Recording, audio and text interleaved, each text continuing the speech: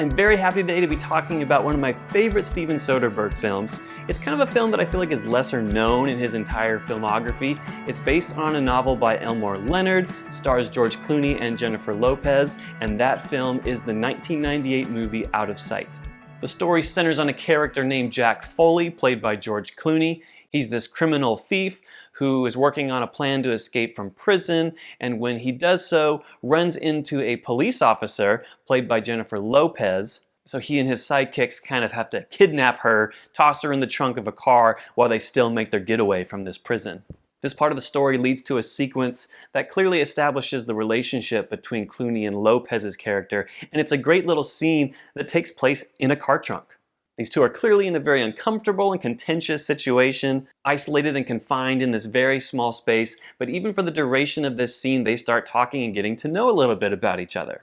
Now, Clooney's character, of course, seems pretty attracted to her from the get-go, although Lopez, at first, is really turned off by this guy and just looks at him as a common criminal, the type of people that she deals with all the time. But as the movie progresses, and her and the police force are kind of on the trail of Clooney's character and his sidekicks, she starts to develop different feelings for him. She starts to learn more about him, kind of becomes intrigued by him, and eventually that develops into an attraction. Now, while that might kind of sound ridiculous, especially from the perspective of a woman working in law enforcement, we do get some character beats with her to kind of establish that she has a history of kind of picking the wrong men. And at the time this is all happening, she's in a relationship with this guy in the FBI, played by Michael Keaton, and her dad, who she has a very close relationship with, is very disapproving of Michael Keaton's character, and he knows she kind of has this tendency to be drawn towards the wrong man. Now, of course, Clooney's character comes off like he does in most films. He's very suave and charming, but at the base of it, he's still a criminal and a thief at that. And so once he escapes, they let her go. The chase is still on for him and his cohorts, and the next thing that they're moving towards is kind of this big heist. The movie kind of cuts back and forth between things that are in the present and the past, and so we get a glimpse back to when he was in jail, that there was this guy, this kind of like investment banker, who's there for some kind of financial corruption, who tells him that he has like this collection of diamonds. He's sort of trying to buy protection in the prison, initially from this character played by Don Cheadle, but eventually it kind of transfers his loyalty to George Clooney's character, and even offers him a job once he's released out of prison and in the free world. Unfortunately, that job offer doesn't quite go to plan. George Clooney gets really upset and kind of teams up with Don Cheadle's character, who at this point has been released from prison. He didn't escape like George Clooney's character did. And they kind of get their teams together and decide to go after this investment banker and go after those diamonds that they know he has stored in his house somewhere. This all leads into the third act of the film, where we're in this giant mansion. These guys are all searching for these diamonds. But again, while they're in the middle of this heist, George Clooney's character is still being pursued by law enforcement and by Jennifer Lopez's character. This movie is just such a fun ride and so easily enjoyable. It employs a lot of things that you would find in noir films, back from like the 30s and 40s, and incorporates it into a more modern crime thriller, but it does have this romantic element that really helps it stand out. The relationship between Clooney and Lopez's character is so contrary to what we're used to seeing. And although she never fully abandons her responsibilities as an officer of the law, there are definitely times that she allows Clooney's character to sort of slip through the cracks. Now, there's a scene in this film that really stands out visually. It's just really beautiful to look at. It takes place in this bar in a building on a very high floor. It's nighttime, so we can see the city lights all out in the background. Lopez's character is sitting here and kind of one after another getting hit on by these guys at the bar, and then eventually Clooney's character shows up. It's a great scene between these two characters just on a dialogue basis and how these two characters are interacting. But again, it's just so beautiful to look at. The lighting is wonderful. It's just very dim, this one little light source on the table like a lamp or something. And then we see again the night sky and the cityscape out the window and just these little white flakes of snow falling.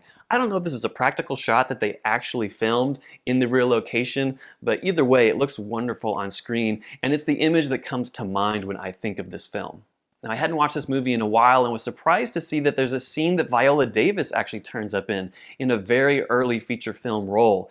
And while she doesn't really play a very big part, it definitely makes a memorable impression. So I thought it was really cool just to see her pop up unexpectedly in this film and, to see how far she's come in her career since then. I just really think it's neat when you see these people in roles way, way early in their career before they were anybody. And speaking of which, Clooney and Lopez were relatively new actors. Especially especially Lopez, who'd been in like a lot of TV stuff and a few movies before this. You know, she'd already been in like Anaconda and like the Selena biopic film, but this film was definitely a big step forward for her. And be sure to stay through all the way to the end of the film for a great cameo appearance in the very final scene. It's really fun to see this character pop up, played by an actor that we all know now and was even known pretty well back then. So be sure to watch the film all the way through to the very last scene for a special surprise.